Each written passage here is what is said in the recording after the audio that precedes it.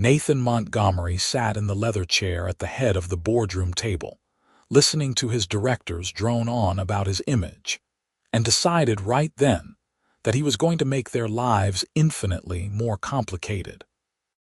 At 28, he had built Montgomery Hospitality into a chain of 40 boutique hotels across the country, transforming his grandfather's single failing property into an empire worth hundreds of millions.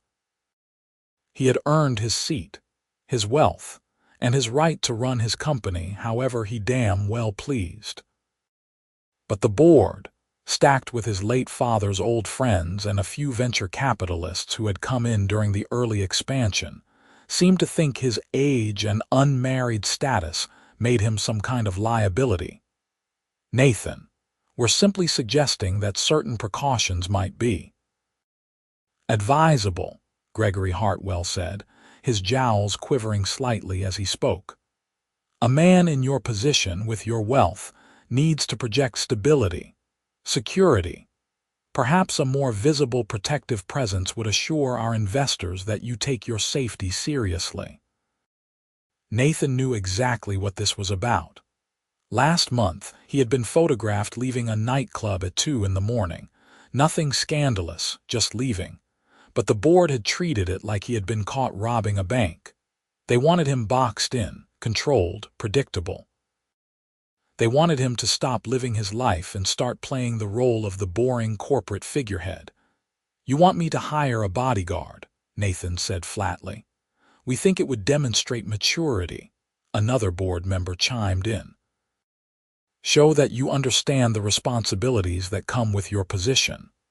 Nathan's jaw tightened. He hated being managed. But as he looked around the table at their expectant, condescending faces, an idea sparked in his mind. If they wanted a bodyguard so badly, he would give them one. Just not the one they expected. "Fine," he said, watching their surprised expressions. "I'll hire someone by the end of the week." 3 days later, Nathan sat in his office on the top floor of the Montgomery Hotel in Manhattan, the flagship property and headquarters of his company. His assistant had compiled a list of security firms, all of which would have provided exactly the kind of ex-military, ex-Secret Service, intimidating male presence the board expected. Nathan had ignored every single one and gone looking for something else entirely. That was how he found Fallon Wright. Her resume was impressive, he had to admit.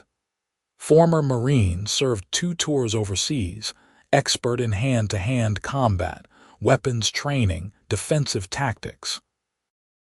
After her discharge, she had worked for 3 years with a private security firm in Los Angeles before going independent. She had glowing references from several clients, including 2 Hollywood actresses and a Saudi diplomat's wife. But what really sold Nathan on her was her photo. Not because she was attractive, though she certainly was, but because of the look in her eyes. Direct, unflinching, and absolutely no nonsense. She looked like someone who would give exactly 0 consideration to what a bunch of old men in suits thought about anything. Perfect. He called her directly, bypassing the usual HR channels. "This is Fallon," she answered on the second ring. Her voice was low, clear, professional. "Fallon, right? My name is Nathan Montgomery. I own Montgomery Hospitality, and I'm looking to hire a personal protection specialist. Your name came up in my search." There was a brief pause. "Montgomery Hotels. I'm familiar with your properties. What exactly are you looking for?" "I need someone who can provide close protection, be available for travel, and basically shadow me during business hours and public appearances," Nathan said, keeping his tone businesslike. "The position would be full-time, salary negotiable but competitive. Are you available?" "I am," Fallon said. "But I'll need to know more details. What's the threat assessment? Have you received specific threats?" Nathan leaned back in his chair. "Honestly, no specific threats. This is more about optics. My board thinks I need visible security." Another pause, longer this time. So this is a babysitting job. Despite himself, Nathan laughed. I prefer to think of it as protective theater, but I need someone who takes the work seriously, even if the reasons behind it are corporate politics. Can you be in New York by tomorrow? I'd like to meet in person before making a final decision. I can be there tonight, Fallon said. Send me the details. Nathan hung up feeling satisfied. This was going to drive the board absolutely insane, and he was going to enjoy every second of it. Fallon Wright arrived at Montgomery Hotel at 8 the next morning, and Nathan's assistant showed her up immediately. Nathan stood as she walked into his office and got his first real look at the woman he was planning to use as his instrument of boardroom chaos. She was tall, maybe 5'10", with an athletic build evident even under her dark blazer and pants. Her blonde hair was pulled back in a neat ponytail, and those eyes from the photo were even more striking in person, a pale gray blue that seemed to catalog everything in the room in seconds. She moved with an economy of motion that spoke to her military training, no wasted movement, everything purposeful. "Mr. Montgomery," she said, extending her hand. Her grip was firm, confident. "Nathan, please," he said, gesturing to the chair across from his desk. "Thanks for coming on such short notice." Fallon sat, her posture perfect, her attention entirely focused on him. "You said this is about optics. Walk me through what you're actually expecting." Nathan appreciated her directness. "My board thinks I'm reckless. Too young, too visible, not serious enough. They've been pushing for me to hire security as a way to demonstrate that I take my position and their concerns seriously. But here's the thing, I don't actually think I'm in any danger. So I need someone who's professional, competent, and whose presence will make a statement." "What kind of statement?" Fallon asked, her expression neutral. "That I make my own decisions," Nathan said. "The board expects a certain type. Ex-Secret Service, probably. Male, intimidating, blending into the background in a dark suit. You're not what they're expecting." Fallon's expression didn't change, but something flickered in her eyes. "So you want to hire me to annoy them?" "I want to hire you to do the job they asked for, just not the way they wanted," Nathan corrected. "And I'm being upfront about this because I need to know if that bothers you. The work is real. I do travel constantly. I do attend events and meetings and public functions. I need someone who can actually provide protection if it becomes necessary. But I'm not going to pretend the primary motivation here is anything other than me being stubborn." For the first time, the corner of Fallon's mouth twitched, almost a smile. "I appreciate the honesty. Most clients try to act like they're in constant danger, when really they just want someone to carry their bags and look impressive." "I can carry my own bags," Nathan said. "But I do need you to look impressive. Can you handle that?" Fallon met his eyes directly. "Mr. Montgomery, I spent 4 years in the Marines and 3 years protecting people whose lives were actually in danger. I can handle a bunch of hotel executives giving me dirty looks, but I need to be clear about my own expectations. If I take this job, I do it right. That means I need full access to your schedule. I need to be informed of any changes immediately, and when it comes to your safety, my word is final. I don't care if it's inconvenient or if you think I'm overreacting. If I say we leave, we leave. If I say you don't go somewhere, you don't go. Are those terms you can accept?" Nathan studied her for a moment. He had expected her to be professional, but there was something else here. An intensity, a seriousness that reminded him that despite his flippant motivations, this woman had actually put her life on the line to protect others. It made him respect her immediately, and also made him feel slightly guilty about his petty boardroom games. "Those terms are acceptable," he said. I won't fight you on security decisions. And for what it's worth, I'll try not to make your job harder than it needs to be." "I doubt that," Fallon said dryly, "but I'll take the job. When do I start? How does right now sound? I have a board meeting in 2 hours. It seems like the perfect opportunity to introduce you to everyone." Fallon stood, and Nathan caught something almost like amusement in her expression. "I'll need to go over your security protocols first. Building access, your vehicle situation, background on any potential threats or problem individuals." "My assistant can get you everything you need," Nathan said, standing as well. "And Fallon, thank you. I know this isn't a typical assignment." "Mr. Montgomery, in my experience, nothing about personal protection is ever typical," Fallon said. "I'll see you in 2 hours." As she left his office, Nathan found himself thinking that maybe this had been a better idea than he'd initially thought. Yes, her presence would irritate the board. But there was something about Fallon Wright that suggested she wouldn't just be a prop in his corporate theater. She was real in a way that most people in his world weren't, and he found that unexpectedly refreshing. 2 hours later, Nathan walked into the boardroom with Fallon 2 steps behind him and to his right. The effect was immediate and exactly what he'd hoped for. Every head turned, and he watched the confusion spread across the board members' faces as they tried to reconcile the tall, athletic blonde woman in tactical clothing with their expectations of what Nathan's new security would look like. "Gentlemen," Nathan said, taking his seat at the head of the table. Fallon moved to stand against the wall behind him, her hands clasped loosely in front of her, her gaze sweeping the room with professional assessment. "I wanted to introduce you to Fallon Wright. Per your suggestion, I've hired her as my personal protection specialist. She'll be accompanying me to all meetings and events going forward." Gregory Hartwell's mouth opened and closed like a fish. This is Nathan. When we suggested security, we had certain expectations about my safety being taken seriously," Nathan interrupted smoothly. "Fallon is a decorated Marine veteran with extensive experience in personal protection. Her qualifications are impeccable." "Unless you're suggesting that a woman can't do the job as well as a man, Gregory." He watched Hartwell's face turn red.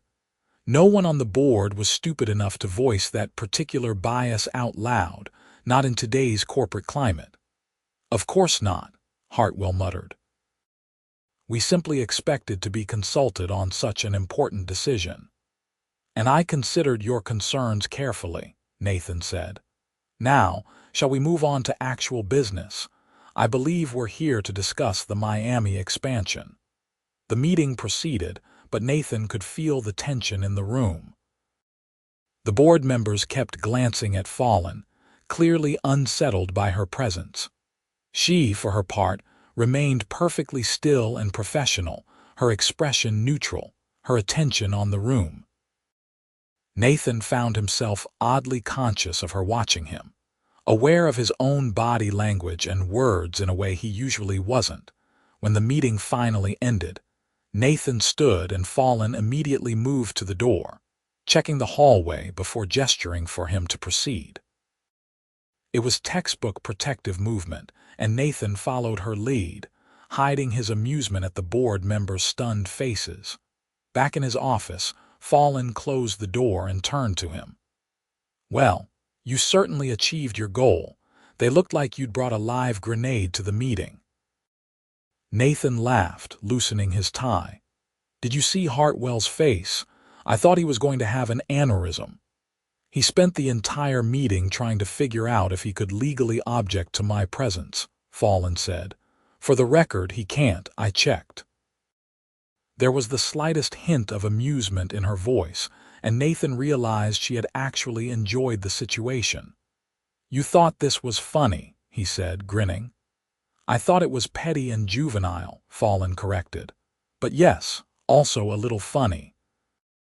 Those men clearly need someone to shake up their world." And you're okay with being the earthquake, Fallon shrugged. I've been underestimated my entire career because of my gender. I'm used to proving people wrong. At least you're paying me well to do it this time. Nathan studied her, seeing past the professional exterior to the sharp intelligence underneath. You know, I was expecting you to be annoyed with me for hiring you for less than noble reasons. You were honest about it, Fallon said, and the work is still real. I meant what I said. I take this job seriously regardless of your motivations. Speaking of which, I need you to go through your schedule for the next month with me. Every meeting, every event, every trip. I need to know where you'll be and start making security arrangements. For the next hour, Nathan went through his calendar with Fallon, and he was impressed by her thoroughness.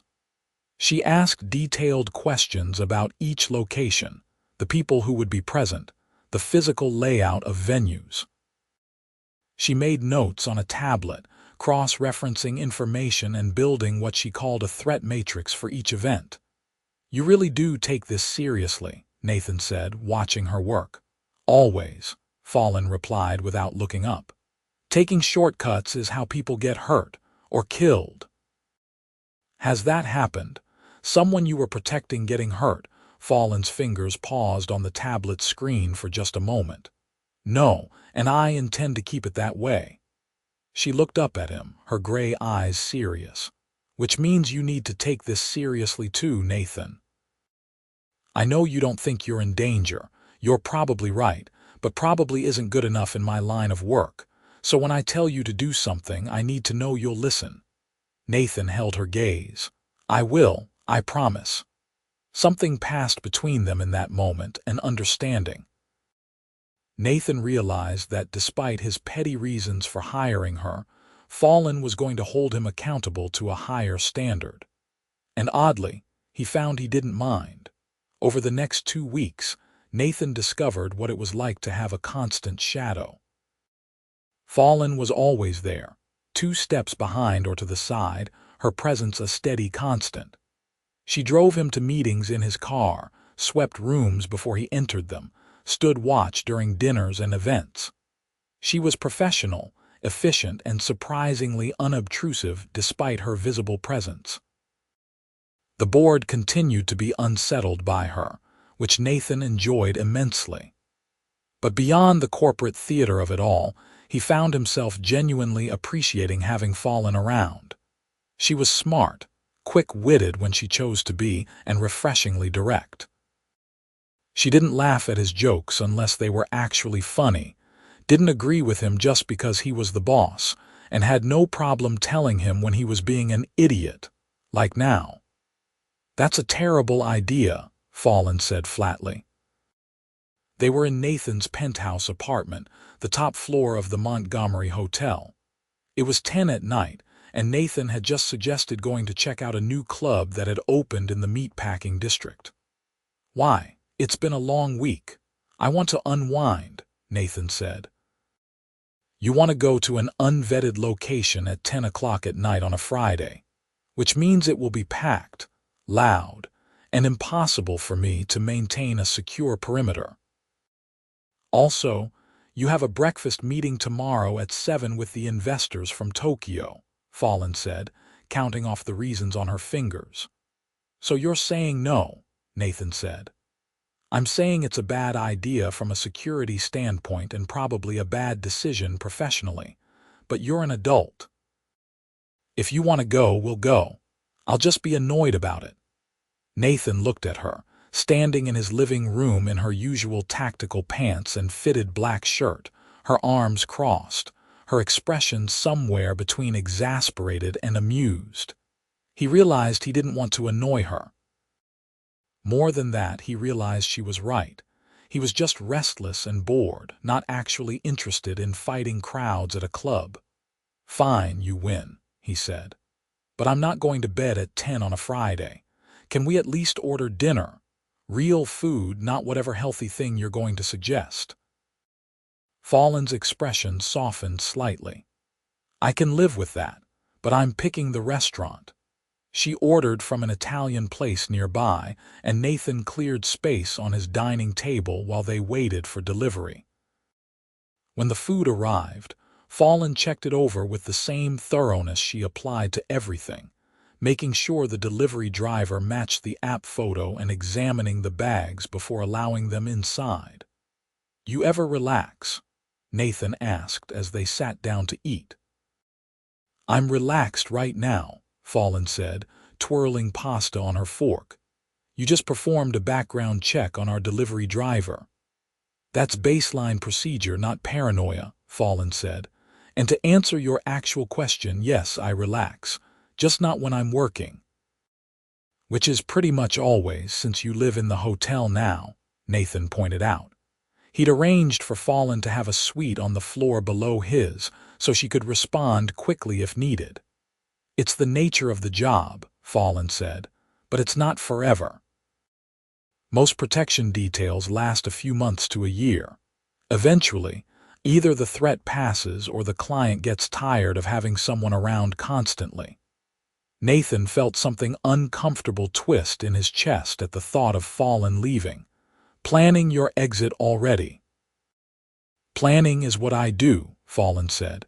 She looked at him over her wine glass, her gray eyes thoughtful. "But for what it's worth, this isn't a bad assignment. You're not as high maintenance as most clients." "High praise," Nathan said dryly. "You'd be surprised how rare it is," Fallon said. "I once worked for an actress who required me to taste all her food before she ate it. She was convinced someone was trying to poison her. Spoiler alert, no one was trying to poison her. She was just dramatic." Nathan laughed. "Okay, that makes me feel better about my relative sanity." They fell into easier conversation after that, and Nathan found himself genuinely enjoying her company. Fallon was funny when she let her guard down, with a dry sense of humor that caught him off guard.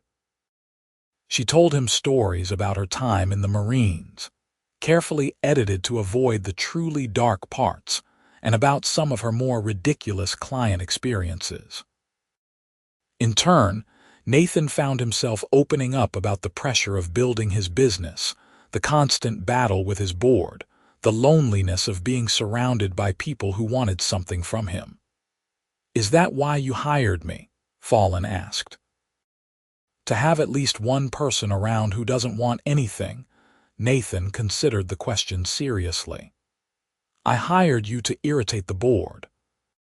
But I think I'm keeping you around because you're the first person in a long time who treats me like a regular human being instead of a bank account or a trophy." Fallon met his eyes, and something shifted in the air between them. "You're not that regular," she said quietly. "But I get what you mean." Nathan realized they'd been sitting at the table for over 2 hours, the food long finished, just talking. He couldn't remember the last time that had happened with anyone. "Thank you for this," he said.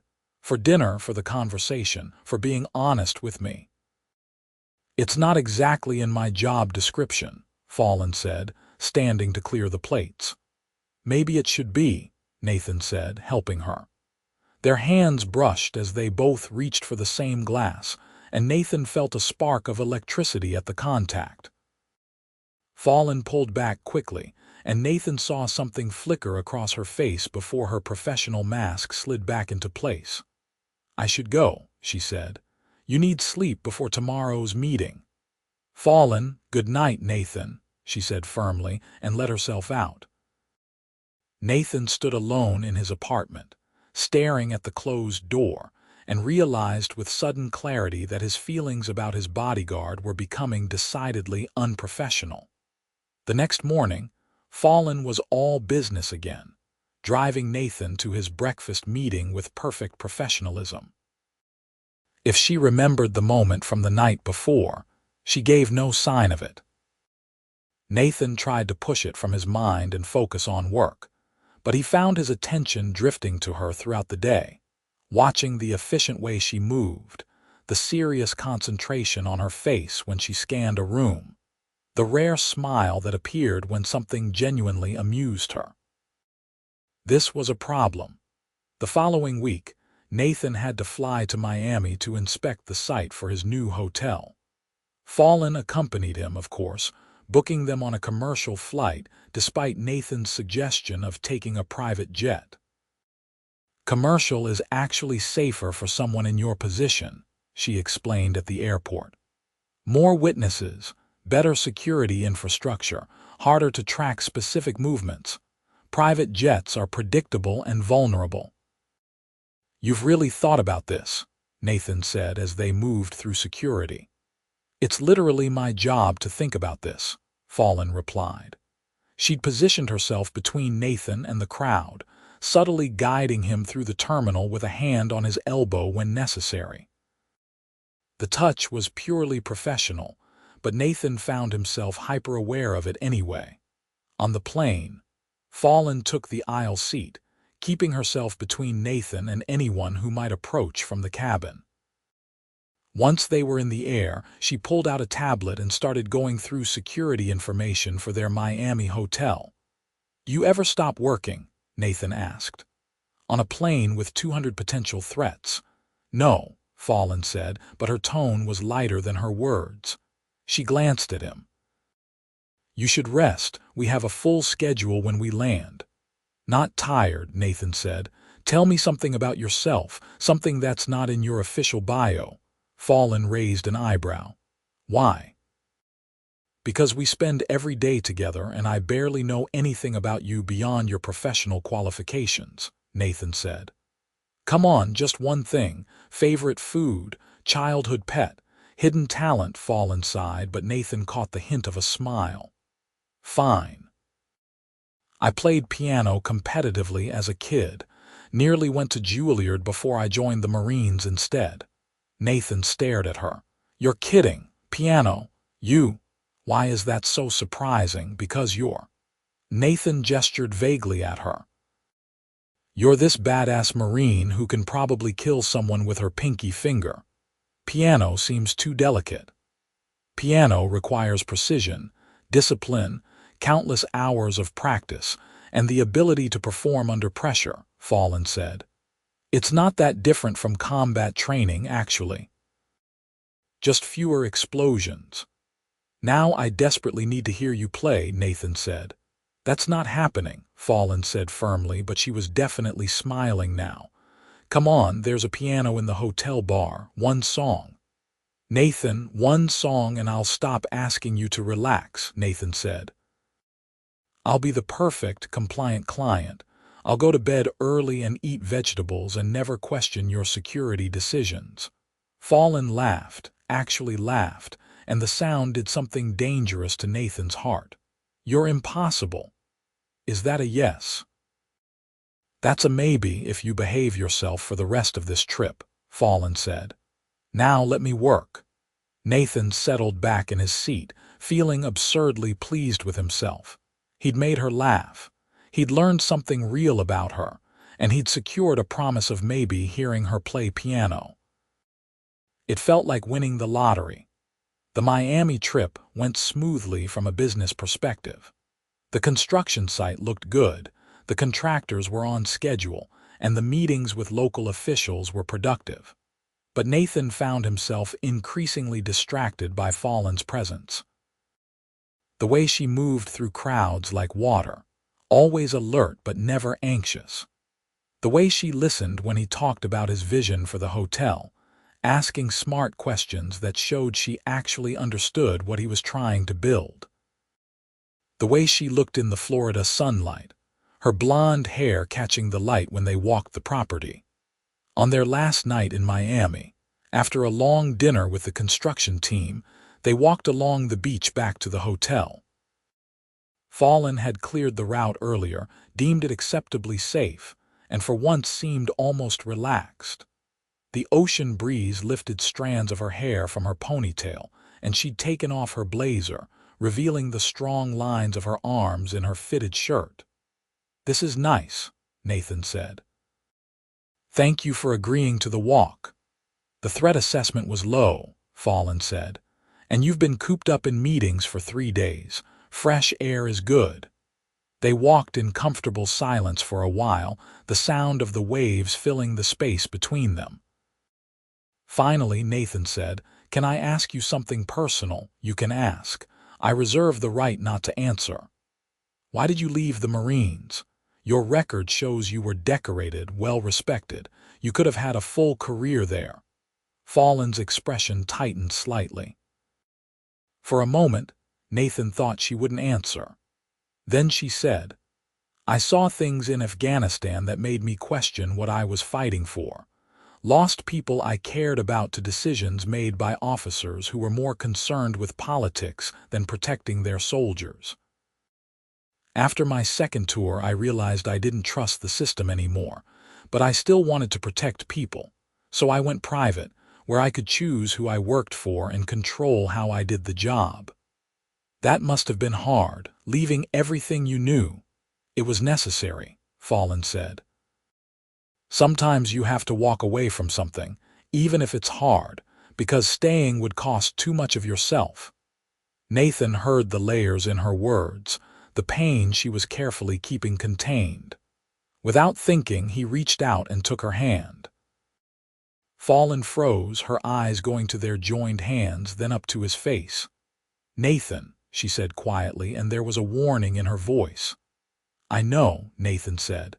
"This complicates things.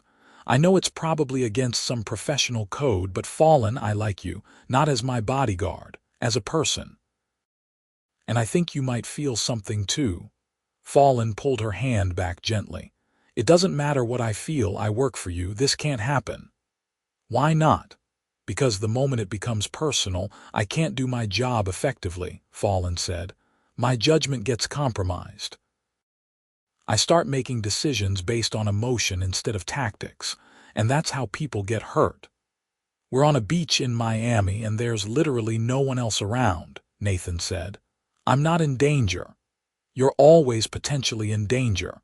That's the point," Fallon said, but her voice had softened. "Nathan, I'm only here for a job. When the board stops being bothered by my presence or when you get tired of the arrangement, I'll move on to the next client. That's how this works."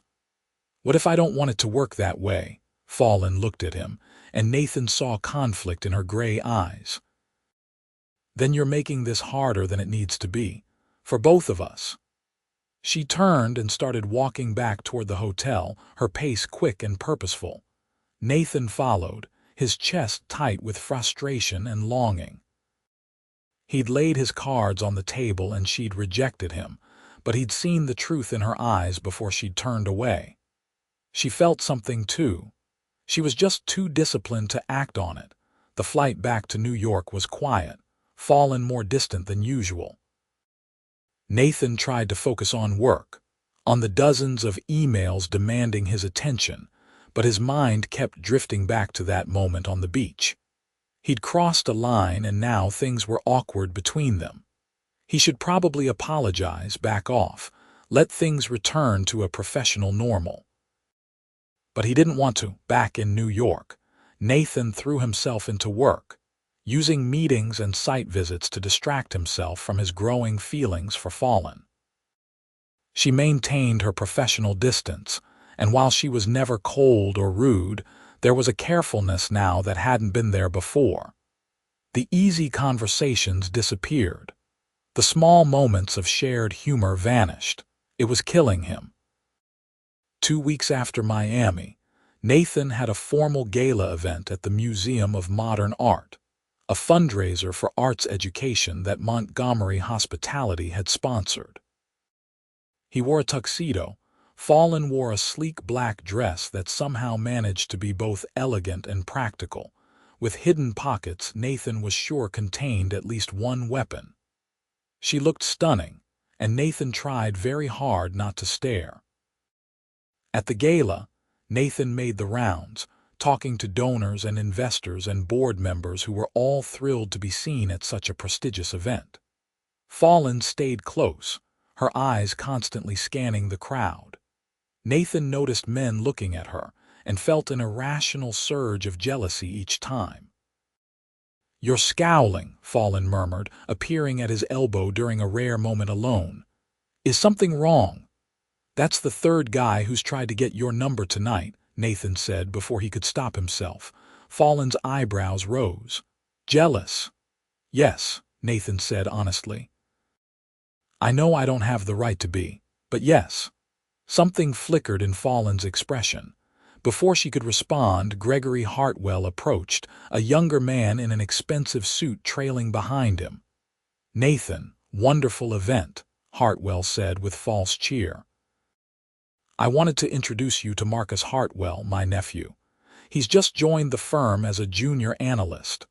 Marcus, this is Nathan Montgomery and his companion, Fallon Wright. The dismissive way Hartwell said companion made Nathan's jaw clench, but Marcus stepped forward with a friendly smile, extending his hand to Fallon first. Miss Wright, pleasure to meet you. Uncle Gregory mentioned you're providing security for Mr. Montgomery. That must be fascinating work. Fallon shook his hand professionally. It has its moments. Perhaps you'd be willing to tell me about it over dinner sometime, Marcus said, and Nathan wanted to punch him. I'm new to the city and would love to hear about your experiences. That's kind of you, but I'm afraid my schedule doesn't really allow for socializing, Fallon said smoothly. If you'll excuse me, I need to check the perimeter. She slipped away into the crowd, leaving Nathan alone with the Hartwells. Gregory was watching him with a calculating expression. She's quite striking, Gregory said, though I have to wonder if she's really the most appropriate choice for your security needs, Nathan. A young, attractive woman in that role raises certain questions about professionalism. Nathan's temper, already frayed, snapped. The only unprofessional thing happening here is you implying that Fallon's appearance has anything to do with her ability to do her job. She's the most competent, dedicated professional I've ever worked with, and if you or anyone else on the board has a problem with her, you can take it up with me directly. He walked away before Gregory could respond, weaving through the crowd until he found Fallon on the museum's terrace, looking out over the city. That was stupid of me, Nathan said, joining her at the railing. I just made things harder for you with the board. You defended me, Fallon said quietly. That wasn't stupid. Hartwell's going to make it an issue now. He'll probably try to force me to fire you. He can try, Fallon said. She turned to look at him, and in the city lights her eyes were luminous. Nathan, why did you really hire me? And don't say it was just to annoy the board. I think there's more to it than that. Nathan took a deep breath. I hired you to annoy the board, but I think some part of me, even from just your resume and your photo, knew you'd be someone real, someone who wouldn't treat me like a commodity. I was right, and now I'm in this impossible situation where the person I'm most interested in is the one person I absolutely can't pursue. Can't or shouldn't? Fallon asked. Is there a difference? There might be, Fallon said. She looked back out at the city. When I took this job, I told myself it was just another assignment. Professional distance, clear boundaries, no complications. But you make that difficult, Nathan. You're not like other clients. You're genuinely kind even when you're being petty. You listen when people talk. You care about things beyond just making money. And you look at me like I'm something precious instead of just a tool to be used. Nathan's heart was pounding. Fallon, let me finish, she said. I've been doing this long enough to know that what I'm feeling is dangerous. It compromises my judgment. It makes me want to stay when I should be planning my exit, but I also can't keep pretending it's not there. She turned to face him fully, and Nathan saw vulnerability in her expression that he'd never seen before. So what do we do? He asked. I don't know, Fallon admitted. In all my training, all my experience, no one ever covered what to do when you fall for the person you're supposed to be protecting. Nathan reached out slowly, giving her time to pull away, and took her hand. This time, she didn't retreat. Maybe we figure it out together. That's a terrible tactical decision, Fallon said, but she was stepping closer. Then I'm glad I'm not the tactics expert, Nathan said. His free hand came up to cup her face, his thumb brushing her cheekbone. Tell me to stop and I will. I should tell you to stop, Fallon whispered. This is everything I said we shouldn't do. But, Nathan prompted, his face inches from hers. But I don't want to, Fallon said, and then she closed the distance between them and kissed him. The world narrowed to the press of her lips against his. The way her hand came up to grip his lapel, the soft sound she made when he deepened the kiss. Nathan forgot they were at a public event, forgot all the reasons this was complicated, forgot everything except the fact that Fallon was kissing him back with an intensity that made his knees weak. When they finally broke apart, both breathing hard, Fallon pressed her forehead against his. This is still a terrible idea. Probably the worst I've ever had, Nathan agreed. And I've had some pretty bad ideas. Fallon laughed, the sound breathless and genuine. We need ground rules. I'm still your bodyguard. When we're working, when you're in public or at risk, my job comes first. No distractions, no compromises. Agreed, Nathan said immediately. Your professional judgment is absolute, and this stays private. No public displays, nothing that gives the board ammunition to use against either of us. Done. Anything else? Fallon pulled back to look at him seriously. If this doesn't work, if it becomes a problem for my ability to do my job, we end it. No questions, no hard feelings. Your safety is more important than my personal feelings. Nathan wanted to argue, wanted to say that nothing was more important than what he was starting to feel for her, but he understood what she was really saying. Her integrity, her ability to trust herself to do her job, was fundamental to who she was. If he cared about her, and he did, he had to respect that. I understand, he said, and I agree. But Fallon, I need you to know that this isn't casual for me. I'm not looking for some fling with my hot bodyguard. I like you, really like you, and I want to see where this goes. Fallon smiled, soft and genuine. I really like you too, which is terrifying and wonderful and completely inconvenient. Story of my life, Nathan said, and kissed her again. They returned to the gala separately, maintaining professional distance, but Nathan felt like he was glowing from the inside out. Every time he caught Fallon's eye across the room, he saw the hint of a secret smile, and it made him want to abandon the event entirely and just be alone with her. Finally, mercifully, the gala ended. In the car back to the hotel, with the privacy partition up, Fallon reached over and took Nathan's hand. It was such a simple gesture, but it made Nathan's chest tight with emotion. I meant what I said, he told her, about this being real. I know, Fallon said. That's why it scares me. I'm not good at real, Nathan. I'm good at tactical, at professional, at keeping distance. I don't know how to do this. Neither do I, Nathan admitted, but I'm willing to figure it out if you are. Fallon squeezed his hand. One day at a time. One day at a time, Nathan agreed. Over the next month, they navigated the strange new territory of their relationship. During business hours, Fallon was all professional focus, maintaining her vigilant protection without a hint of their personal connection.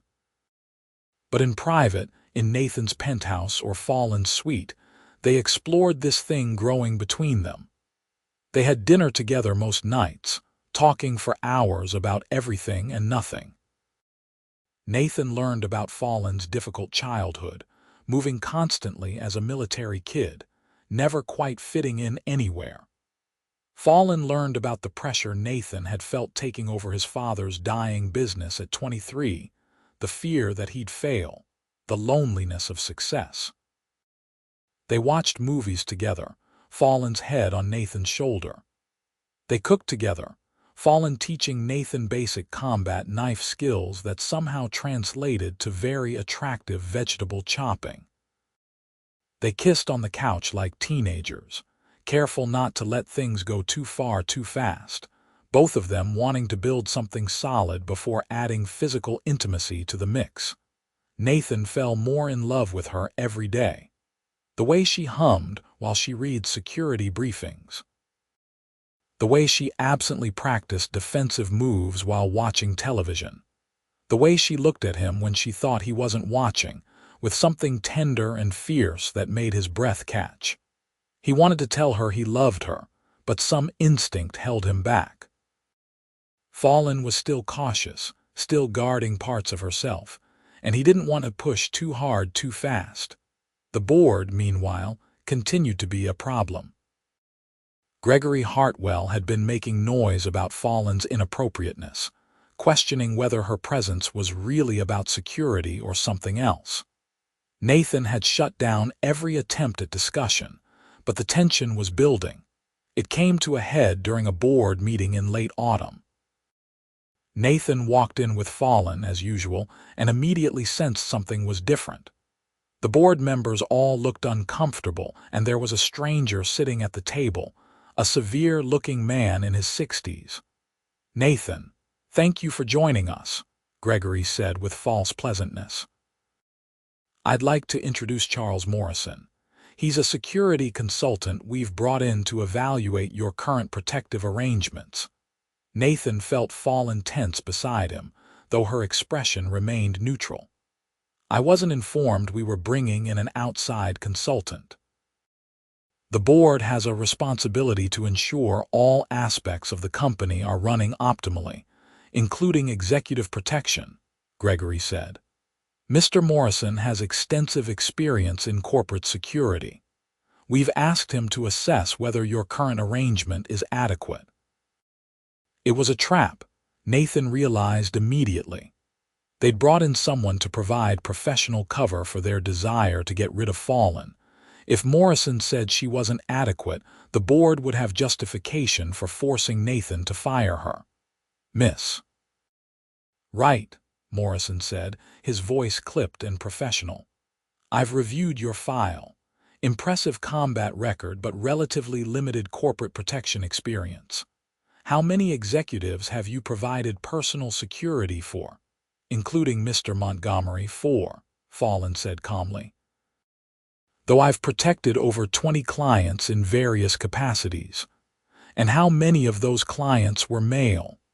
"I don't see the relevance of that question," Fallon said. "I'm trying to assess whether you have adequate experience with the specific dynamics of protecting a male executive," Morrison said. "There are certain considerations, certain appearances that must be maintained." "If you're asking whether I'm sleeping with my client, you can just come out and say it," Fallon said, her voice hard. Nathan saw anger flash in her eyes, but her posture remained professional. The room went silent. Gregory looked triumphant. Morrison raised an eyebrow, and Nathan made a decision. "This meeting is over," Nathan said, standing up. "Mr. Morrison, thank you for your time, but your services won't be needed. Gregory, you and I need to have a private conversation. Everyone else out." The board members filed out, some looking relieved, others disappointed. Fallon moved toward the door, but Nathan caught her hand briefly, a silent message of support. She squeezed back and left, closing the door behind her. Nathan turned to Gregory Hartwell with controlled fury. "What was that?" "That was the board exercising its oversight responsibilities," Gregory said. "Nathan, we all know your relationship with Miss Wright has become inappropriate. It's affecting your judgment and creating a liability for the company." "My relationship with Fallon is none of the board's business," Nathan said. "She does her job with complete professionalism. My safety has never been compromised. This is about you wanting control, not about any legitimate security concern." "A romantic relationship with your bodyguard is inherently a security risk," Gregory argued. "It compromises her judgment, and it makes both of you vulnerable to blackmail or manipulation." "How do you even know about my personal life?" Nathan demanded. "Have you been having me followed?" Gregory's slight hesitation was all the answer Nathan needed. Fury flooded through him, white-hot and absolute. "You had me investigated," Nathan said, his voice dangerously quiet. "You invaded my privacy because you couldn't accept that I hired someone who didn't fit your narrow definition of appropriate." "The board has a fiduciary duty to protect the company," Gregory said. "If your judgment is compromised, my judgment built this company into what it is today," Nathan interrupted. "I turned one failing hotel into a chain of 40 properties worth hundreds of millions. I've increased shareholder value by 3,000% in 5 years. My judgment is the only reason any of you have the positions you have. And you want to question it because I'm in a relationship with someone who happens to also work for me. It's not professional," Gregory insisted. "Neither is having your CEO investigated without his knowledge," Nathan shot back. "Here's what's going to happen, Gregory. You're going to call an emergency board meeting for tomorrow. And at that meeting, I'm going to offer every single one of you the option to sell your shares back to me at a 20% premium over current market value. Those who don't want to sell will accept that I run this company my way, with the team I choose, and my personal life is no longer up for discussion. Those who do sell will leave immediately and never contact me or my employees again." "You can't force us out," Gregory sputtered. "I'm not forcing anyone. I'm offering you a generous exit because I'm tired of fighting with people who should be supporting me," Nathan said. "But make no mistake, Gregory. If you stay, if any of them stay, it's on my terms. The corporate interference in my life ends now, one way or another." He left the boardroom without waiting for a response, his heart pounding with adrenaline. Fallon was waiting in the hallway, her expression carefully neutral. "I heard some of that," she admitted. "Walls are thin." "I'm buying out anyone who won't get in line," Nathan said. "This ends now." "Nathan, you don't have to do this for me," Fallon said quietly. "I can resign, find another position. This isn't worth destroying your board relationships." "Those relationships were already broken," Nathan said. "They've been trying to control me since the day I took over. This just brought it to a head. And yes, I am doing this for you, but also for me. I'm done living my life according to other people's expectations." Fallon looked at him for a long moment, then stood on her toes and kissed him, right there in the hallway where anyone could see. "You're either the bravest person I've ever met or the most foolish." "Can it be both?" Nathan asked, pulling her close. "Probably is," Fallon said against his mouth and kissed him again. The emergency board meeting the next day was tense and contentious. Nathan laid out his offer clearly and without apology. 8 of the 12 board members took the buyout, including Gregory Hartwell. The remaining 4 pledged their support for Nathan's leadership and agreed to stay out of his personal life. It cost Nathan a significant amount of money, but he felt lighter than he had in years as he watched Gregory clean out his office. "You've made a powerful enemy," Fallon warned as they watched Gregory leave the building for the last time. "Better an honest enemy than a false friend," Nathan said. He turned to her, taking both her hands. "I need to tell you something I've been holding back because I was afraid it was too soon." Fallon's eyes searched his face. "Nathan, I love you," he said simply. "I'm in love with you. I have been for weeks, maybe from the moment you walked into my office with that stern look and told me you'd take the job. You're the most incredible person I've ever met, and I don't care if it's too soon or if I'm supposed to play it cool. I love you." Fallon's eyes were bright with unshed tears. "I love you too," she whispered. "I've been so scared to say it, scared to let myself feel it. But Nathan, I love you. You've completely ruined my professional distance and I don't even care." Nathan kissed her, deep and thorough, pouring everything he felt into the connection between them. When they broke apart, Both smiling like idiots, Nathan said, "So what happens now?" With your job." "I need to step down as your bodyguard," Fallon said, and Nathan's heart sank until she continued, "But I was thinking I could transition to heading up security for the entire company. Montgomery hospitality is expanding, right? You'll need a comprehensive security infrastructure, training programs for hotel staff, emergency protocols. That's a full-time job that doesn't require me to be your personal shadow." "That's brilliant," Nathan said. "Are you sure that's what you want?" "I want to be with you," Fallon said. "And I want to do work that matters. Protecting one person is important, but protecting thousands of guests across your properties, that's a challenge I'd love to take on. Plus, it means I can kiss you in the office without violating professional ethics." "I like the way you think," Nathan said, pulling her close again. "Though I'm going to miss having you around every moment of every day." "I'll still be around," Fallon promised. "Just not literally standing behind you in meetings. You'll have to make your own security decisions sometimes." "Terrifying," Nathan deadpanned.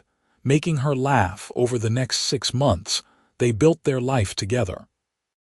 Fallon threw herself into designing Montgomery Hospitality's new security division, and Nathan watched with pride as she transformed what had been an afterthought into a comprehensive, industry-leading program. She hired a team of professionals, implemented new technologies, and created training protocols that other hotel chains started copying. She was brilliant at it, and watching her confidence grow as she built something meaningful was one of Nathan's greatest joys. Their relationship deepened in ways Nathan had never experienced before. They moved in together, Fallon giving up her hotel suite to share Nathan's penthouse. They learned each other's rhythms, Fallon's early morning workouts and Nathan's habit of making business calls at midnight. They traveled together for work and pleasure, exploring cities and building memories.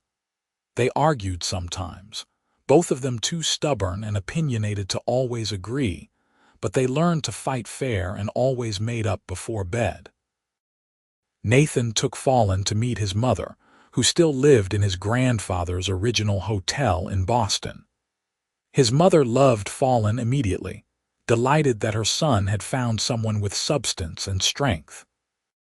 Fallon took Nathan to meet her father, a retired Marine Corps colonel who grilled Nathan for an hour before grudgingly admitting he seemed decent enough for his daughter. "He likes you," Fallon told Nathan afterward. "He just won't admit it." "He threatened to break my legs if I hurt you," Nathan said.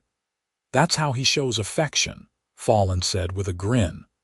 A year after they met, Nathan took Fallon back to Miami, to the hotel that was now completed and opening. They walked on the same beach where he'd first told her how he felt, and Nathan led her to a spot overlooking the ocean. "I wanted to bring you back here," Nathan said, taking her hands. "This is where everything changed for us, where I stopped pretending I didn't love you." "Nathan, what are you doing?" Fallon asked, but there were tears in her eyes like she already knew. Nathan got down on one knee, pulling out a small velvet box. "Fallon Wright, you walked into my life as a means to an end, a way to annoy my board and assert my independence. But you became everything to me. You're my partner, my best friend, the person who challenges me and supports me and makes me want to be better every single day. I can't imagine my life without you in it. Will you marry me?" Fallon was crying openly now, nodding before she could speak. "Yes," she finally managed. "Yes, absolutely yes." Nathan slipped the ring onto her finger, a simple platinum band with a single perfect diamond, and stood to kiss her.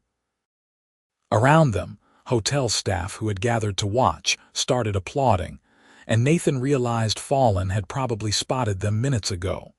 Her security instincts never fully switched off even during the most emotional moments. "You knew they were there," he accused playfully. "I did," Fallon admitted, but I appreciated the romance anyway. They were married 6 months later in a small ceremony at the original Montgomery Hotel in Boston, surrounded by family and the friends who had become family. Fallon wore a simple white dress that somehow managed to be both elegant and practical, and Nathan wore a tuxedo and couldn't stop smiling the entire day. They exchanged vows they'd written themselves, promising to protect each other, challenge each other, and love each other through whatever came next. At the reception, Nathan's mother pulled him aside with tears in her eyes. "Your father would be so proud of you," she said. "Not because of the business, though that's wonderful, but because you found real love. That's the greatest success any of us can have." Nathan watched Fallon across the room, talking and laughing with his cousins, and felt overwhelming gratitude for the board meeting that had started everything. For his petty decision to hire someone unexpected, for Fallon's decision to take a chance on an unusual assignment, for all the moments, big and small, that had led them here. Later, during their first dance, Fallon whispered, "I never told you I'd play piano for you." "I know," Nathan said. "You welched on our deal." "There's a piano in the corner," Fallon said. "After this dance, after we do all the traditional wedding things, I'll play for you one song, the one I would have played at Juilliard if I'd gone." "I'd love that," Nathan said, kissing her forehead. True to her word, later in the evening, Fallon sat down at the piano in the corner of the reception hall. The room gradually quieted as people realized what was happening. Nathan stood nearby, watching as her hands moved over the keys with the same precision and grace she brought to everything she did. The piece was beautiful, complex, and emotional, and when she finished, there wasn't a dry eye in the room. "That was incredible," Nathan said when she stood. "Why did you give it up?" "I didn't give it up," Fallon said. "I just found a different way to serve. But I never stopped playing, never stopped loving it. Just like I'm never going to stop being able to protect you, even though it's not officially my job anymore. Some things become part of who you are." "I love who you are," Nathan said. "Every complicated, talented, stubborn part of you." "Good thing," Fallon said, pulling him close. "Because you're stuck with me now. Best decision I ever made," Nathan said, and meant it with his whole heart. 2 years later, they welcomed their daughter, Sarah, named after Nathan's grandmother who had first inspired his love of hospitality. Fallon approached parenthood with the same intensity she'd brought to everything else, reading every book, taking every class, preparing for every possible scenario. Nathan watched her fall in love with their daughter, and fell even more in love with her in turn. They had a son, Thomas, 18 months after that, and their home filled with the beautiful chaos of young children. Nathan cut back on travel to be present for bedtimes and breakfast, and all the small moments that made up a life. Fallon balanced running Montgomery Hospitality's security division with being a mother, and made it look effortless, even when Nathan knew it wasn't. On Sarah's 3rd birthday, having a party in the garden of their new house in Connecticut, Nathan stood with his arm around Fallon and watched their children play. The bored drama that had brought them together seemed like a lifetime ago. Gregory Hartwell was just a vague memory of an obstacle overcome. What mattered was this: the family they'd built, the life they'd created together. "Happy?" Fallon asked, leaning into him. "Impossibly so," Nathan said. "Sometimes I think about that day you walked into my office, and how close I came to never meeting you at all. If the board hadn't pushed for security, if I hadn't decided to be petty about it, if you hadn't taken a chance on what seemed like a ridiculous assignment." "I don't believe in fate," Fallon said. "But I believe we made good choices that led us to each other, and we keep choosing each other every day. That's better than fate."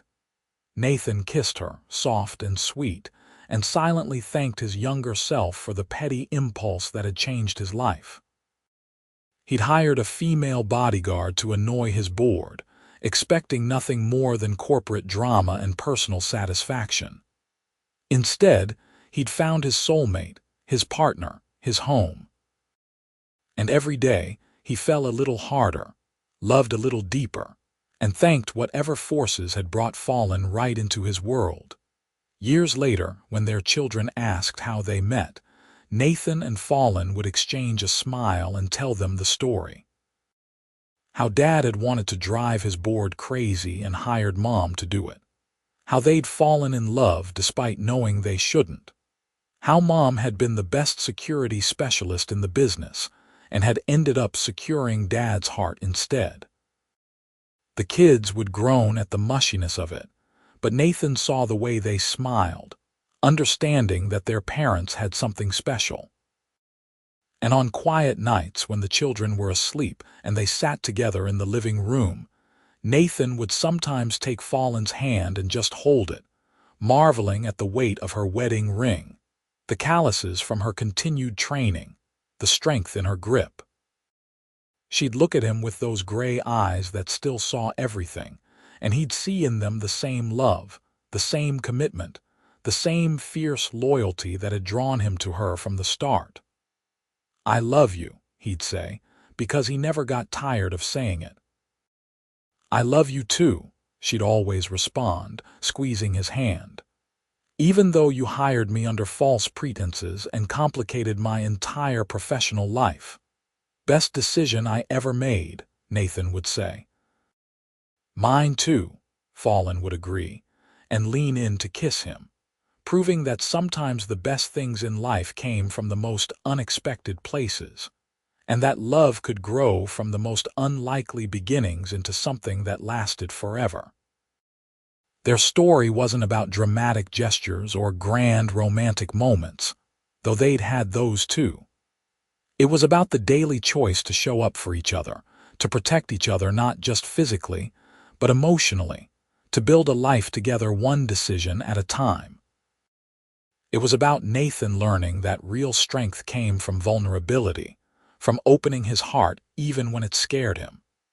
It was about Fallon learning that letting someone in didn't make her weak, but gave her something worth fighting for beyond duty and professionalism. It was about two people who had started as employer and employee, who had navigated the complicated terrain of falling in love in less than ideal circumstances, and who had built something real and lasting from that imperfect beginning. They had faced down corporate politics, personal fears, and the challenges of building a life together, and had emerged stronger for it. And every time Nathan looked at Fallon, every time he watched her with their children, or saw her commanding a room full of security professionals, or simply caught her smiling at him across the dinner table, he was grateful. Grateful for the petty impulse that had led him to hire her. Grateful for her decision to take a chance on him. Grateful for every moment, every choice, every step that had led them to this life they'd created together. He had hired a female bodyguard to annoy his board, expecting nothing more than a small victory in a larger war for control of his life and his company. He hadn't expected to fall in love, hadn't expected to find his soulmate, hadn't expected that the woman he'd hired as a piece in his corporate chess game would become his wife, the mother of his children, and the great love of his life. But that was exactly what had happened. And Nathan Montgomery had never been more grateful to be wrong about anything in his entire life. Because being wrong about Fallon, about what hiring her would mean, about the impact she would have on his life, had given him everything he'd never known he needed. And he would spend the rest of his life showing her, every single day, just how hard he had fallen and how deeply he loved her, from that first meeting to this moment, and every moment still to come.